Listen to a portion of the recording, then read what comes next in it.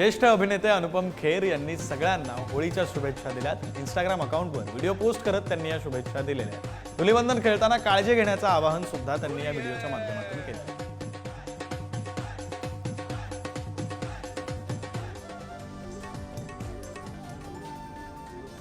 अभिनेता पुष्कर जोग आणि जान्हवी किल्लेकर डोक्याला शॉट हे रॅप सॉन्ग घेऊन प्रेक्षकांच्या भेटीला आलेत। वैवाहिक जीवनातील आव्हानं आणि संघर्षावर भाष्य करणारं गाणं एका हटके शैलीत सादर करण्यात आलंय।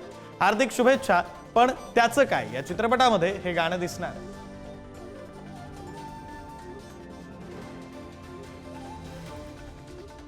अभिनेते सचिन खेडेकर तब्बल 21 वर्षांनी पुन्हा एकदा रंगभूमीकडे वळलेले आहेत। मराठी व्यावसायिक रंगभूमी गाजवणाऱ्या जिगीषा आणि अष्टविनायक या निर्मिती संस्थांनी पुन्हा एकदा नवीन नाट्यकृतीचं शिवधनुष्य उचललंय। भूमिका असं नवीन नाटकाचं नाव असून या नाटकामध्ये सचिन खेडेकर झळकणार आहे।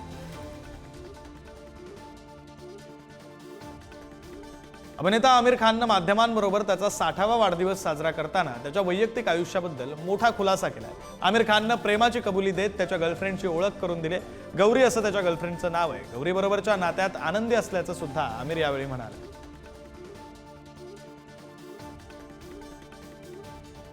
अशी ही जमवाजमवी चित्रपटाच्या टीमनं सर्वांना होळीच्या शुभेच्छा दिल्यात।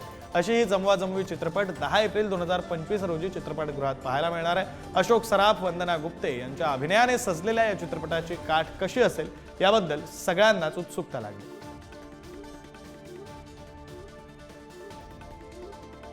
विकी कौशलच्या छावा चित्रपटानं गदर 2 सारखा हिट चित्रपटाला कमाईच्या बाबतीत मागे टाकलंय, तर रणबीर कपूरच्या ब्लॉकबस्टर ॲनिमलला मागे टाकण्यासाठी छावा फक्त 18 कोटी रुपये दूर आहे। आतापर्यंत जगभरात छावा चित्रपटानं 727.25 कोटी रुपयांची कमाई केली आहे। आपल्या आवाजानं चर्चेत राहणाऱ्या कैलाश खेर यांच्या बबम बम या गाण्याविरुद्ध पंजाबमध्ये गुन्हा दाखल करण्यात आला। गाण्यात कमी कपडे घातलेल्या महिला आणि चुंबन घेणारे लोक दाखवलेत आणि त्यामुळे खेर यांच्यावर धार्मिक भावना दुखावल्याचा आरोप करण्यात आला।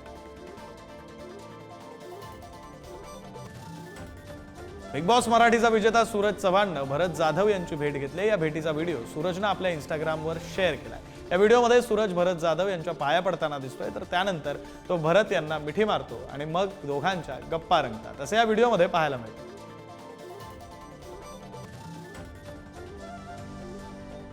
दिग्दर्शक अयान मुखर्जी यांचे वडील देब मुखर्जी यांचं आज सकाळी निधन झालं। ते 83 वर्षांचे होते।